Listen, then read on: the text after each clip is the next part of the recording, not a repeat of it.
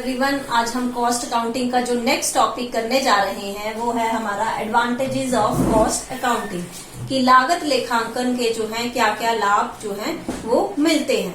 तो लागत लेखांकन से मिलने वाले लाभों को जो है हमने 4 श्रेणियों में 4 कैटेगरीज में जो है वो बांट दिया है।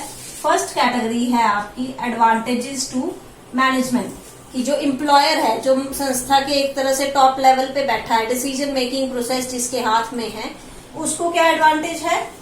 दूसरा आ गया आपका एडवांटेजेस टू वर्कर्स कि संस्था में काम करने वाले कर्मचारियों को लागत लेखांकन से किस तरह से लाभ मिलता है। तीसरा आ गया आपका एडवांटेजेस टू सोसाइटी कि समाज को लागत लेखांकन से किस तरह का लाभ मिलता है। और चौथा आ गया आपका एडवांटेजेस टू नेशन कि किसी भी देश, किसी भी राष्ट्र में जो है, जब उसके राष्ट्र के जो कंपनीज हैं वो कॉस्ट अकाउंटिंग अपना रही हैं तो उससे राष्ट्र को जो है किस तरह का लाभ जो है वो मिल सकता है। तो पहले हम करेंगे एडवांटेजेस टू मैनेजमेंट या एम्प्लॉयर, जो संस्था के मालिक है, एक तरह से टॉप लेवल पे बैठे हैं, उनको क्या लाभ जो है वो मिलते हैं। तो पहला लाभ आ गया आपका, पहला एडवांटेज है identification of profitable and unprofitable activities कि हम लागत लेखांकन के द्वारा ऐसी एक्टिविटीज को बांट सकते हैं जो कि लाभदायक है या जो हानि दे रही हैं। इससे क्या होता है कि लाभदायक जो डिपार्टमेंट है, जो लाभदायक हमारे काम कर रहे हैं, जो डिपार्टमेंट, जो विभाग जो है लाभदायक काम कर रहे हैं, उसको हम और एफिशिएंटली काम करने के लिए प्रोत्साहित जो है कर सकते हैं, क्योंकि इसमें पर इकाई, पर यूनिट या पर जॉब या फिर पर कॉन्ट्रैक्ट जो है लागत ज्ञात की जाती है, जिससे हमें पता चल जाता है कि कौन सा जो है ज्यादा लाभदायक है और कौन सी एक्टिविटी जो है वो हानि दे रही है। तो टॉप लेवल मैनेजमेंट इस बेसिस पे ये डिसीजन ले सकती है कि किस डिपार्टमेंट को, किस जॉब को जो है वो बंद कर देना चाहिए और किसको जो है कंटिन्यू करते रहना चाहिए। सेकेंड एडवांटेज आ गया आपका calculation of tender price. Tender price का मतलब होता है ठेका लागत। टेंडर प्राइस एक्चुअल में होती क्या है कि जब भी किसी सामने वाली कंपनी से आपको जो है कोई कॉन्ट्रैक्ट लेना है तो उसके लिए आपको टेंडर भरने पड़ते हैं, कोटेशंस भरनी पड़ती हैं, जिसमें आप उसकी एस्टिमेटेड लागत जो है, कितनी लागत में आप उस कार्य को पूरा कर देंगे, वो लिखनी पड़ती है। तो उस लागत को जानने के लिए कॉस्ट अकाउंटिंग हमारे लिए बहुत जरूरी होता है, क्योंकि कॉस्ट अकाउंटिंग का मेन पर्पस ही क्या है, लागत को जानना। लागत जब हमें पता चल जाएगी, चाहे वो एस्टिमेटेड है, क्योंकि वैसे तो पास्ट के ट्रेंड से ही हम एस्टिमेटेड फ्यूचर लागत का पता लगाएंगे, लेकिन उसके अनुमान से हम लागत का पता लगा लेंगे कॉस्ट अकाउंटिंग में, और फिर उसमें जो है कुछ प्रॉफिट का हिस्सा जोड़ के जो है हम टेंडर प्राइस फिक्स कर सकते हैं। नेक्स्ट आ गया आपका advantage helpful in formulating business policies कि बिजनेस पॉलिसीज को बनाने में भी जो है कॉस्ट अकाउंटिंग हमारी हेल्प करती है। इसमें जो है हमें जैसे मैनेजमेंट को डे टू डे कई प्रकार के डिसीजंस जो है लेने पड़ते हैं और उन डिसीजंस के लिए जो है हमें इंफॉर्मेशन की जरूरत होती है, फैक्ट्स एंड फिगर्स की जरूरत होती है। तो वो फैक्ट्स एंड फिगर्स प्रोवाइड करवाने का काम जो है कॉस्ट अकाउंटिंग करती है मैनेजमेंट को। वो जो है कॉस्ट के रिगार्डिंग, किसी प्रोडक्ट के रिगार्डिंग, किसी डिपार्टमेंट के रिगार्डिंग जो है कॉस्ट फिगर्स, फैक्ट्स आपको प्रेजेंट करेगी मैनेजमेंट को, जिससे जो है management day to day business policies जो है वो बना सकता है। नेक्स्ट एडवांटेज आ गया helps in decision making process कि कॉस्ट अकाउंटिंग जो है वो डिसीजन मेकिंग प्रोसेस के लिए भी जो है हमारी हेल्पफुल रहती है। अब टॉप लेवल मैनेजमेंट जो है उसको कई तरह के डिसीजंस लेने पड़ते हैं, चाहे वो शॉर्ट टर्म हो या लॉन्ग टर्म हो। तो उन डिसीजंस के लिए जो है हमें डाटा की जरूरत पड़ती है, फिगर्स की जरूरत पड़ती है। तो कॉस्ट अकाउंटिंग में वो डाटा जो है हमारे पास इजीली अवेलेबल जो है हो जाता है। इसी डाटा के आधार पे जो है टॉप लेवल के मैनेजमेंट में जो लोग होते हैं वो डिसीजन ले लेते हैं। उसके बाद आ गया helps in comparison, helps in making comparison कि अगर जो है हम कॉस्ट अकाउंटिंग में जो डाटा है उसको सही ढंग से मेंटेन कर रहे हैं तो हम जो है उस डाटा को पास्ट डाटा के साथ साथ, पास्ट और प्रेजेंट डाटा को तो कंपेयर कर ही सकते हैं अपनी कंपनी में, अगर हम अपनी कंपनी का किसी और कंपनी के साथ कंपैरिजन करना चाहें तो वो भी हमारे लिए पॉसिबल हो जाता है। आप अगर अपनी कंपनी का कंपैरिजन दूसरी कंपनी की लागत से कर रहे हो और देख रहे हो कि उनका प्रोडक्ट सस्ता बिक रहा है, सस्ता बन रहा है या महंगा बन रहा है, तो उसके अकॉर्डिंगली आप अपने स्ट्रैटेजिक जो पॉलिसीज है वो बना सकते हो। नेक्स्ट पॉइंट आ गया आपका helps in controlling cost of production. कि लागत लेखांकन जो है वो कॉस्ट को कंट्रोल तो करती ही है, उसके साथ साथ कॉस्ट को रिड्यूस करने का काम भी जो है इसमें किया जाता है। तो इसमें जो है किस तरह से हम मटेरियल की कॉस्ट को कम कर सकते हैं। कई बार क्या होता है कि ज्यादा मटेरियल का ऑर्डर देने पर हमें वो पर यूनिट कम पड़ता है। किस तरह हम लेबर की कॉस्ट को कम कर सकते हैं, उन सब चीजों को ध्यान में रखने के लिए जो है लागत लेखांकन की जरूरत, क्योंकि लागत लेखांकन में हमें कई हमारे पास ऐसी टेक्निक्स होती हैं जिससे हम कॉस्ट को जो है कंट्रोल कर सकते हैं। Helps in checking material cost, कि मटेरियल की कॉस्ट को भी नियंत्रित रखना पड़ता है और इसके लिए जो है जो हम रॉ मटेरियल यूज कर रहे हैं उसकी लागत को भी नियंत्रित किया जाता है लागत लेखांकन में। तो इसके लिए कई टेक्निक्स हैं, जैसे एबीसी एनालिसिस है, वेड्स एनालिसिस है, ये टेक्निक्स हम पढ़ेंगे आगे। तो इन टेक्निक्स का यूज करके जो है हम रॉ मटेरियल को उसकी इम्पोर्टेंस के अकॉर्डिंगली बांटते हैं और जो ज्यादा इम्पोर्टेंस है उस पर ज्यादा खर्चा करते हैं, जो कम इम्पोर्टेंस की है उस पर कम जो है कंट्रोल जो है करने की कोशिश करते हैं। तो कॉस्ट ऑफ प्रोडक्शन को उसके साथ साथ मटेरियल कॉस्ट, रॉ मटेरियल के कॉस्ट को भी जो है वो कम करने में हमारा हेल्प करती है कॉस्ट अकाउंटिंग। नेक्स्ट एडवांटेज आ गया हेल्पफुल इन कंपटीशन। लागत लेखांकन का मेन उद्देश्य क्या है? लागत का पता लगाना और उसको कंट्रोल करना। जब लागत कंट्रोल रहेगी, कम लागत पे आपका प्रोडक्ट मार्केट में बिकेगा, तो आप दूसरी कंपनीज के साथ जो है compete करने के आपके लिए इजी रहेगा। आप इजीली उनके साथ compete कर सकते हो। आपका प्रोडक्ट जब सस्ता बन रहा है तो मार्केट में भी वो सस्ता ही बिकेगा, जिससे लोग जो है, कंज्यूमर जो है वो आपका प्रोडक्ट खरीदना प्रेफर करेंगे। उसके बाद आ गया आपका रिटर्न ऑन इन्वेस्टमेंट। ऑब्वियस है, जब लागत कम होगी, मार्केट में ज्यादा प्रोडक्ट बिक रहा है आपका, तो आपका रिटर्न भी, जो प्रॉफिट है वो भी ज्यादा आएगा और मार्केट में आपकी गुडविल भी इंक्रीज होगी। और जो लास्ट हमारा एडवांटेज आ गया मैनेजमेंट को, वो है रिलायबिलिटी ऑफ फाइनेंशियल अकाउंटिंग।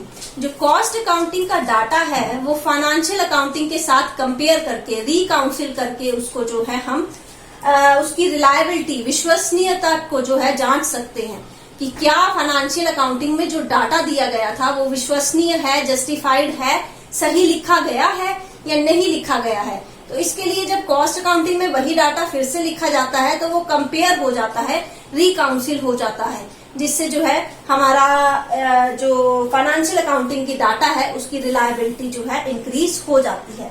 ये था आपका एडवांटेजेस टू मैनेजमेंट अकाउंटिंग। अब नेक्स्ट कौन से ग्रुप को एडवांटेज मिलता है कॉस्ट अकाउंटिंग का, वो है हमारा advantages to work. Cost accounting से वर्कर्स को मिलने वाला पहला एडवांटेज है हमारा बेटर वेजेस।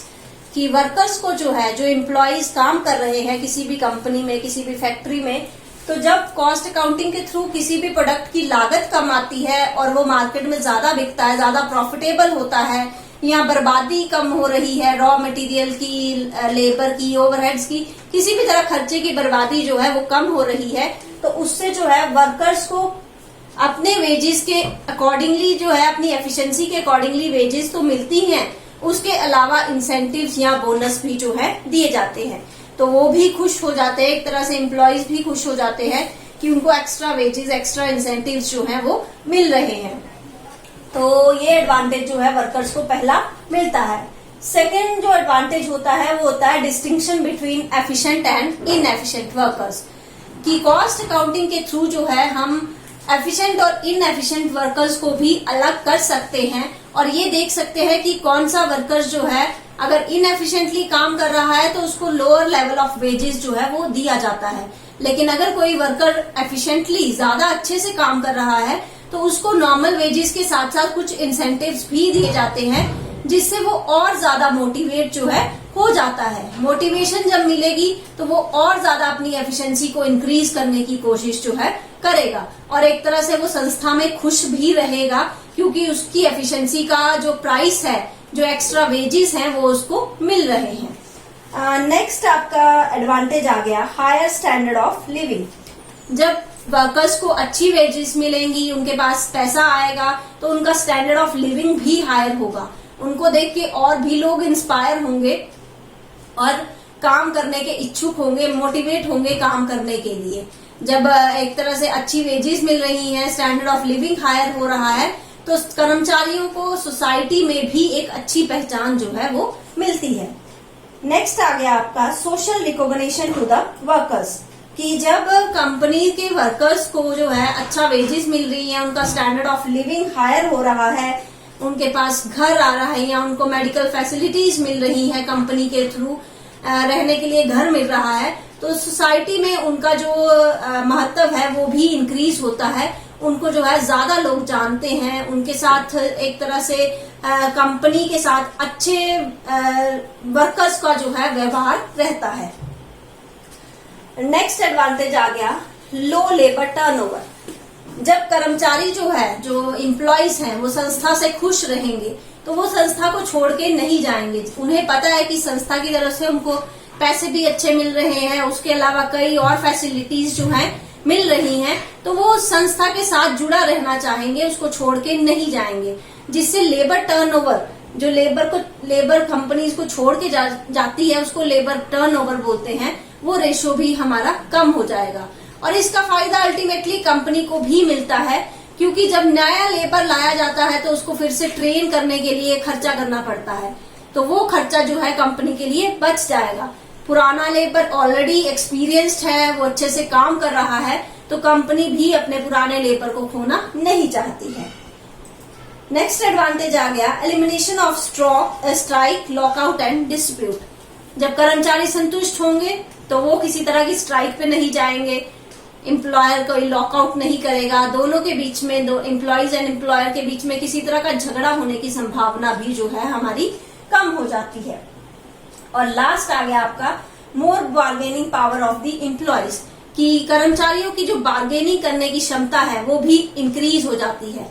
क्योंकि जब कर्मचारी अच्छे से काम कर रहा है, एफिशिएंटली काम कर रहा है, तो कंपनी में भी उसका महत्व बढ़ता है। कंपनी उसको एज अ ह्यूमन एसेट के तौर पे देखती है और उसको खोना नहीं चाहती है, क्योंकि वो एक्सपीरियंस्ड है, अच्छे से एफिशिएंटली काम कर रहा है। कंपनी कोई भी ऐसा मौका नहीं देती है जिससे वो कर्मचारी जो है कंपनी को छोड़ के चला जाए। तो इससे जो क्या होता है, एम्प्लॉयज की बार्गेनिंग करने की क्षमता भी जो है वो इंक्रीज हो जाती है। ये थे आपके एडवांटेजेस टू वर्कर की कॉस्ट लागत लेखांकन से जो है कर्मचारियों को क्या क्या लाभ जो है वो मिलते हैं। नेक्स्ट जो है वो आपका है एडवांटेजेस टू सोसाइटी, कि सोसाइटी को, समाज को जो है कॉस्ट अकाउंटिंग से क्या लाभ मिलता है। तो लागत लेखांकन का इनडायरेक्ट लाभ जो है वो समाज तक पहुंचता है। लागत लेखांकन में कम लागत पर प्रोडक्ट बनाया जाता है, कम लागत पर बनेगा तो मार्केट में कम लागत पर अच्छा प्रोडक्ट मिलेगा, लोगों को सस्ता मिल रहा है, इजीली उनकी जरूरतें पूरी हो रही हैं, तो इससे जो सोसाइटी है वो हमारी ऑब्वियस सी बात है, उसको लाभ जो है होता है। और लास्ट आ गया आपका एडवांटेजेस टू नेशन, कि राष्ट्र को क्या लाभ होता है। तो अगर कोई कंपनी जो है वो एक तरह से कम लागत पे प्रोडक्ट अपना बिक रहा है, उसको लाभ ज्यादा हो रहा है, तो वो अपने लाभ से ही फर्दर इन्वेस्टमेंट कर लेती है। उसको किसी वित्तीय संस्था के पास, बैंक के पास जो है लोन लेने की जरूरत नहीं पड़ती है।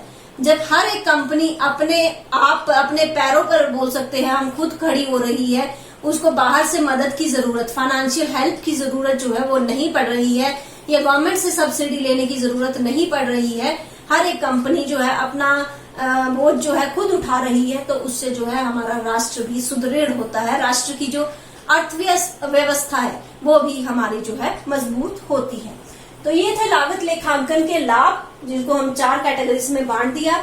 अगर इसमें आपको किसी तरह का कोई पॉइंट समझ नहीं आ रहा है तो आप कमेंट सेक्शन में उसको लिख दीजिए, मैं उस पॉइंट को फिर से क्लियर कर दूंगी। Thank you.